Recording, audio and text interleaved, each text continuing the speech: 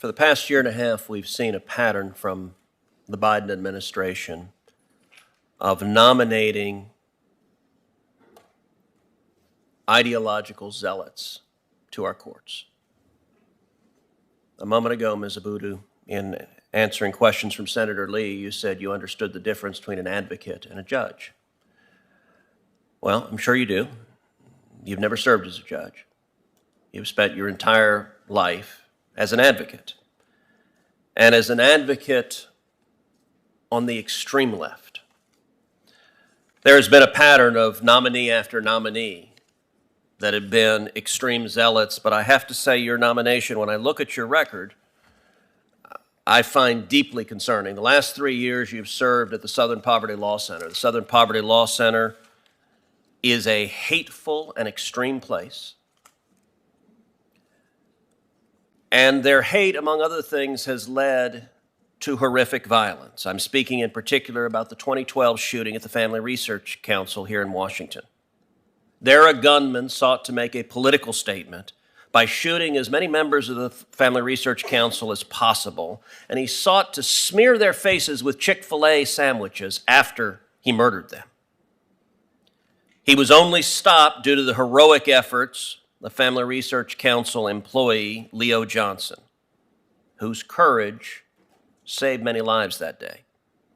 The evidence in the case indicated that the shooter had assembled his targets by visiting the Southern Poverty Law Center website of so-called hate groups, where the Southern Poverty Law Center equated the Family Research Council with true bigoted hate groups like the KKK and the Nazi Party.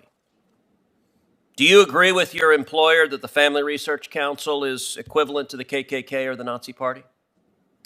Senator Cruz, I would first respectfully state that although, yes, I have spent a big chunk of my career as a civil rights lawyer, early on in my career, I was actually a staff attorney with the 11th Circuit. So I started my career and my understanding of the legal profession from the position of being and representing the court to some extent and making Okay, but being a staff attorney is not a judge. So could you answer the question, please? Well, in terms of the... Do you agree with your employer that the Family Research Council is comparable to the Ku Klux Klan or the Nazi Party? Senator, as I shared with your colleagues earlier, I can't comment to that. I'm in the legal department. Well, why can't you? I'm asking if you agree with them. You work for them. That's what they say. Their hateful rhetoric led to an attempted murder. Do you agree with them? You went to work for them knowing that their hate had led to this violence. Do you agree with that or not? I went to work for the SPLC to help lead its voting rights practice group, and that is the work. Do you agree with your employer? Senator, again, So you're going to refuse to answer that? Senator, again, I can't speak to work that I did not do. You can say whether you agree with it or not, correct? I cannot speak to work, Senator Cruz, that I did not do. Do you agree with the statement, the Family Research Council is equivalent to the Ku Klux Klan or the Nazi Party, yes or no? I cannot speak to a statement where I played no role in the research or the writing or the publication because I did not, Senator Cruz, respectfully. I didn't ask if you did it. You went to work for them. Do you agree with them? You're refusing to answer that. Let's move on. What is a white supremacist? Senator, my general understanding is that a white supremacist is someone who hates people simply based on the color of their skin. Okay, your current employer has labeled 3 members of this committee, myself, Senator Hawley, and Senator Blackburn, as white supremacists. Do you agree with that characterization? Senator, I have never referred to you or any member of this committee. Has the Southern Poverty Law Center done so? I'm not familiar with the exhaustive list of policymakers that might have been researched and profiled by another department within the organization that I'm How many members of the United States Senate do you believe are white supremacists? Senator, again, sitting here before you, I would not call any single member of Congress. But you're proud to work for an organization that does. I'm proud to do voting rights work on behalf of an organization that provides pro bono counsel to individuals, especially low-income individuals. So living let me in the ask you, South. how could anyone who is not on the radical left, how could someone who's pro-life, how could someone who's conservative, how can someone who's religious have any degree of confidence if they were to appear in a court with you as a judge? You've spent a lifetime working for groups that smear half this country as white supremacists and Klansmen. That is offensive. My dad came as an immigrant to this country from Cuba with nothing. That is hateful language. How could any litigant expect to get a fair shot if you were a judge, given your advocacy and history of extreme advocacy? Because, Senator Cruz, my father came to this country with nothing in his pocket as well. But why don't you give that grace to others? I do, Senator. That's what my religious freedom, my free speech work, my voting rights work, my criminal justice work, Senator Cruz, all of that work that I've done represents my commitment to making sure that all people at least have equal access to justice and equal justice under law. Thank you. Senator Hawley. Thank you, Mr. Chairman. Congratulations to the nominees, and thanks for being here. Ms. Abudu, if I could just start with you. You said to Senator Ossoff just a couple of minutes ago that you believe in the First Amendment, right? Absolutely. And you told him that you have litigated cases under the various clauses of the First Amendment, and you said that you think that free speech is essential. Is that right? That is correct. And freedom of thought is essential, you also said. Is that correct? Yes, sir. What about the right to counsel? Is that also essential? The Sixth Amendment and the Supreme Court have said so. So what would you think about your organization calling other members of the bar, saying that it is their goal, your organization's goal, to destroy other members of the bar who provide litigation, who provide counsel to indigent defendants? I'm thinking particularly of the Alliance Defending Freedom. Back in 2007, a senior fellow at your organization said in a speech that, "I want to say plainly, our aim in life is to destroy these groups," referring to the Alliance Defending Freedom and others. Just to be clear, these are groups that provide representation to indigent defendants and to other defendants, other plaintiffs, counsel, litigants. "I want to say plainly that our aim in life is to destroy these groups, to completely destroy them." To completely destroy them. Do you think that's appropriate rhetoric for someone to use about opposing counsel or a member of the bar? Do you think that's an appropriate goal to have? Senator, I would first say that I'm not familiar even with the language that you just cited, but I will say that my work, again, and I stand on my record, is to ensure that all people have access to counsel to vindicate their rights. Do you think that this is appropriate rhetoric from a senior fellow at your organization? Senator, again, not having that language in front of me, not understanding the context, I can't even respond to that. Oh, you can't say it's inappropriate? Without more information, without Really? context, and without seeing it. That's interesting. Now, you said to this committee repeatedly that all you do at the Southern Poverty Law Center is voting rights. That's not what you said in your questionnaire to the committee, though. You said that you oversee litigation related to hate groups. So let's talk a little bit more about hate groups, which apparently you oversee the litigation for. Is it your position that organizations like the Alliance Defending Freedom are a hate group?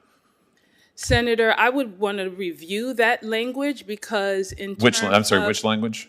Regarding the overseeing the organization's research and profiling of hate groups, I don't work in that part of the... Let me just quote for you. "Further, as the Director for Strategic Litigation, I've taken on significant managerial responsibilities, including overseeing all of the organization's legal programmatic work, which in addition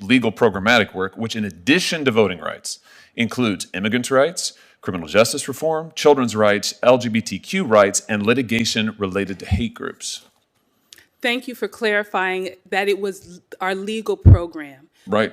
And in terms of the cases that the organization has brought, it does include representing individuals who have been targeted on the internet, who have been harassed, whose family has been stalked in terms of or because of their identity. In the one particular case, because of our client's identity as a member of the Jewish community. And we represented that woman successfully. Yeah, but you say you oversee litigation related to hate groups. Your organization is infamous for designating anyone who disagrees with it as a hate group, trying to drive them from public life, and in the words of your own employees, trying to completely destroy them.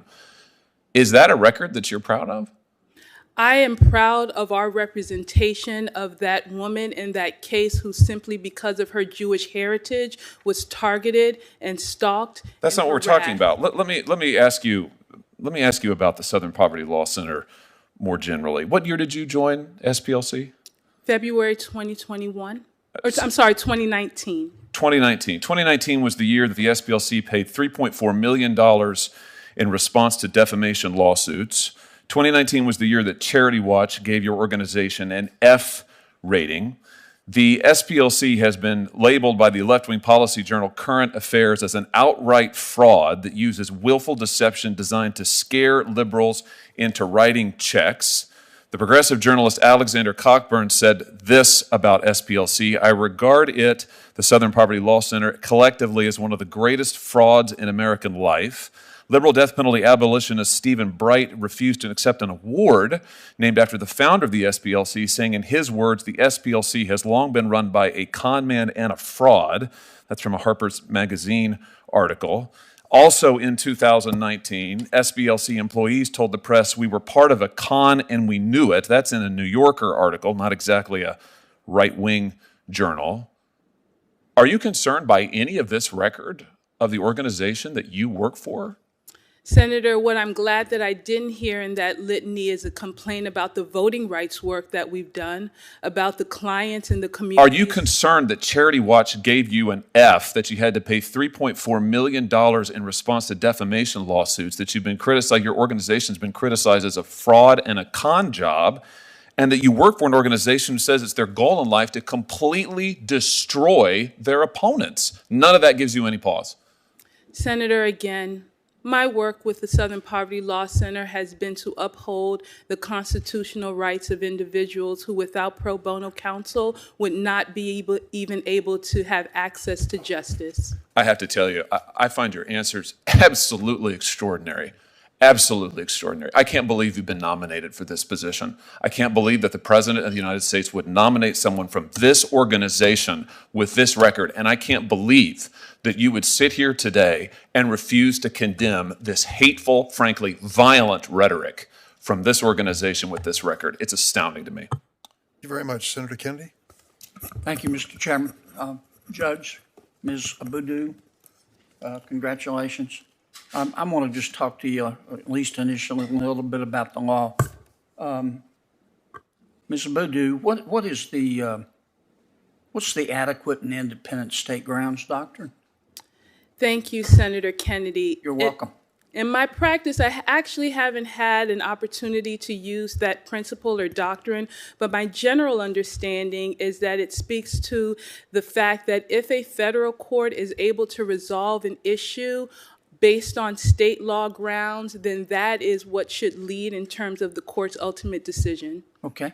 What is the selective incorporation doctrine? That also, in the voting rights or civil rights context, is a term that I haven't had to come across. But what I do know is that as a legal research and writer, and for sure confronting possibly new areas of law, I look very forward to doing my due diligence in terms of making sure I'm familiar with doctrines such as that one. Do you know what it is? So no, I'm not familiar with it sitting here Selective today. incorporation doctrine? Okay. Well, you're going to see a lot of it if you're confirmed on the 11th Circuit. Can Congress pass any law that the Constitution doesn't prohibit? Based on the frame of your question, I would say yes, that sounds right. So you think Congress has plenary power? Well, I would first look to what the Supreme Court has said in terms of following precedent. No, but I'm interested, if I could, Counselor, in your opinion, does the United States Congress have delegated powers or plenary power? Well, the Congress has both, I would say, from my general understanding. Again, it depends on the context and the issue, but Okay. it is. Can you explain the difference to me between strict scrutiny and intermediate scrutiny? Senator, strict scrutiny is the highest level of scrutiny that's often applied in constitutional cases. What's It the requires. definition? I'm sorry, go ahead. Excuse me. So for it interrupting. requires that a state, when enacting a law or regulation, have a compelling governmental interest for doing so, and that the law is narrowly tailored to achieve that interest. Okay. And then intermediate, did you? Yeah, Okay, yeah. so intermediate speaks to the issue of having a substantial interest or that is, or an important governmental interest that is substantially related. Okay. Do you believe that the meaning of the Constitution is immutable, or does it change over time? Senator, I would say that the Supreme Court in some cases has analyzed that issue, and the response really does depend on the context and the issue.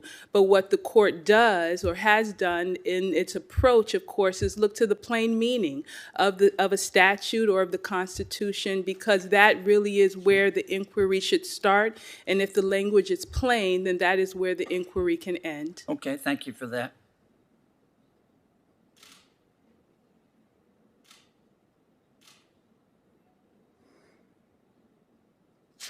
You were involved in a 2021 report from the Southern Poverty Law Center about voting in Louisiana.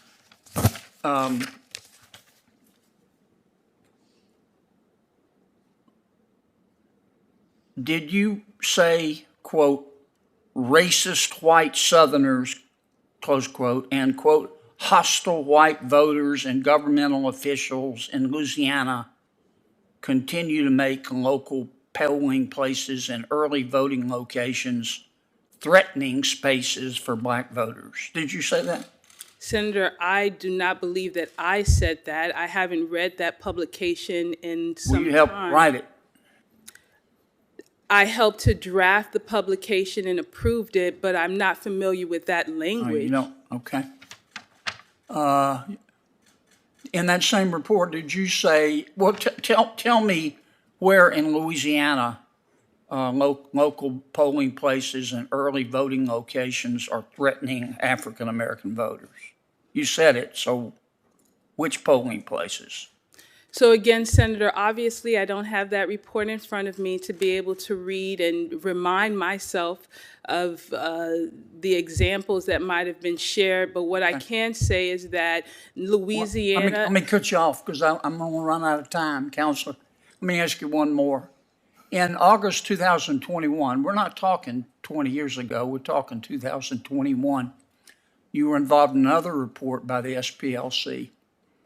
And you said that voter identification, photo ID to vote, is burdensome and does not serve any legitimate state interest. Do you really believe that? Senator, identification for voting is Yes, something. but first, do you really believe that? You said it. You meant it? The Supreme Court in Crawford v. Marion County has already upheld voter ID laws as per se Yeah, but you said it constitutional. didn't serve any legitimate state interest. Do you believe that? Again, Senator, without that language in front of me, it's hard to understand You the said context. it. Here it is, August 2021. Well, there are I'm cases. just asking you to explain to me why having to prove you are who you say you are before you vote doesn't serve, you said it doesn't serve any legitimate state interest. I'm just asking you to explain that statement to me. I understand, Senator Kennedy, and again, without being able to see the language that appears before and after, it's hard for the context. You deny that you said it? I can't say that I haven't seen that language in front of me, but what I do know is that there have been voter ID cases in which courts have found But that I know, I'm familiar with the case law, but I'm asking what you think, because you may be on the 11th Circuit. Do you believe that voter ID is inappropriate? My commitment is to uphold the Supreme Court's decision in Crawford v. I Marion know, but County. here you said it was inappropriate. You deny that? Well, again, Saying it? Senator, it would be helpful to know if that section of the report also cites to cases in which federal courts have found that certain voter ID laws do pose an burden on voters. Senator Lee. Thank you, Mr. Chairman. Thanks to both of you for coming to answer our questions today. Ms. Abudu, I'd like to start with you. Are you familiar with the concept of judge shopping? It sounds familiar to forum shopping. Right. Yeah, it's sort of a close cousin of or a subset of foreign shopping. Sometimes it occurs within a particular judicial district or state where you're trying to get a judge that's more favorable to you. You've heard of that happening from time to time, regardless of the word described. It's not something that I would support. Right. And what's the reason why you wouldn't support it? Because it undermines what should be a fair and impartial process where no matter which judge you appear before, you should feel that you will have a meaningful opportunity to be heard. Right. Yes, no, that's well said. Now you're the director for strategic litigation for the Southern Poverty Law Strategy. That's your current position, is that right? Yes. Earlier this month, the Southern Poverty Law Center filed some litigation in the U.S. District Court for the Northern District of Alabama, challenging an Alabama statute called the Vulnerable Child Compassion and Protection Act. The name of that case was Ladinsky versus Ivey.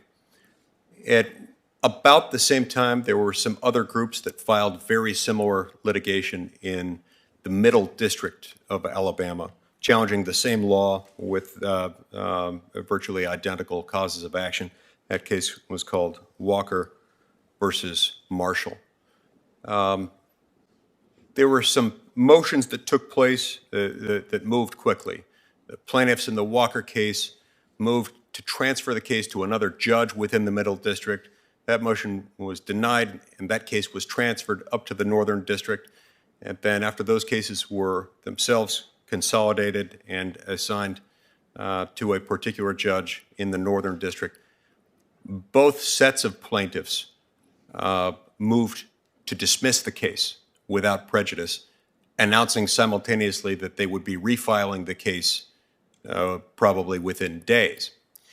In an unusual move, it's unusual for a federal judge to call out parties in the process of dismissing a case pursuant to their motion. But the district judge assigned to that case, Judge Lyles Burke in the U.S. District Court for the Northern District of Alabama, called the parties out for judge shopping. Now, as the director for strategic litigation of the Southern Poverty Law Center, I assume you were involved in these cases. I'm not part of the litigation team for those cases, but yes, I am aware of those cases on our docket. Okay, so those are outside of your role within the Southern Poverty Law Center? As the Director of Strategic Litigation, my responsibility is to oversee and provide general management for our cases, but it is the subject matter experts and the litigation team that handle the day-to-day, including the filing of complaints, the briefing, and any oral arguments. Yeah.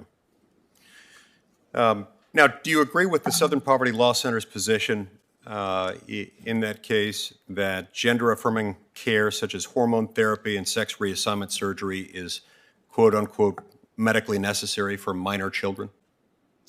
Senator, what I can say is that as you've described the case, it is ongoing litigation, so I want to be and need to be very careful what I can say about the litigation in terms of its posture as well as in terms of the claims and potential evidence that will be introduced. Well, but wouldn't you have to recuse yourself if confirmed to this position from dealing with that case? Senator, my commitment is I will recuse myself from any case where I am on the papers, where I have played a role in bringing the litigation, and beyond that, I will adhere to the rules of judicial conduct that pertain to recusal. Would that cover your involvement in this case? I would want to study it very carefully, but again, it is something that I take when it comes to recusal very seriously so that litigants understand they are being heard by an impartial, fair judge. Finally, Ms. Abudu, about a year and a half, close to 2 years ago, you gave a speech in which you insisted, quote, "We continue to live in a separate and unequal society, as evidenced by our neighborhoods, schools, jobs, and perhaps most horrifying, our prisons and jails. Our current criminal justice system is one of the most humane examples of how racial discrimination operates and can ruin people's lives forever, as we've seen in the cases of Breonna Taylor, George Floyd, Ahmaud Arbery, and countless others. It's a criminal justice system that can literally kill you. When you add laws that prohibit people with a criminal conviction from voting, it's practically the same system as during slavery. Black people who have lost their freedom and cannot vote." Close quote.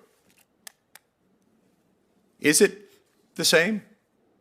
Is it the same? Is that a fair comparison to compare individuals who have been convicted of a crime and imprisoned on the basis of that conviction? Is that the same as slavery? And is that not damaging to the integrity of the court system? Is that an appropriate thing for someone to be considered for a high respected lifetime position on the federal courts to say about the federal court system? Senator, those comments, which of course I don't have in front of me, but I will trust that it's a correct description, were made, of course, in my role as an advocate. And as I shared with the committee earlier, I understand the difference between being an advocate as opposed to being a judge, where, again, you must be fair and impartial. But as an advocate, of course, your responsibility is to zealously represent the interests of your clients. And I also appreciate your citation to the unfortunate deaths that occurred as part of the criminal justice system, which provide the context in which those comments were made. Just to be clear, I see my time's expired. This was not made in advocacy. This was not a legal brief. This was something you wrote in your name. Those were direct quotes that I read from you.